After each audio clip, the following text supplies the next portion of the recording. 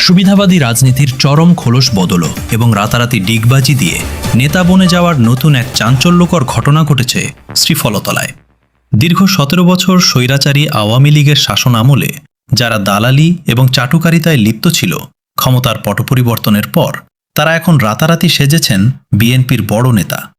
সময় টিভির অনুসন্ধানে জানা যায়, এই মুজিবুর বাঙাল নামের ব্যক্তিটি দীর্ঘ ১৭ বছর আওয়ামী লীগের প্রতিটি সভা সমাবেশে হ্যান্ডমাইক হাতে নিয়ে মিছিলের অগ্রভাগে থেকে দালালি করেছেন।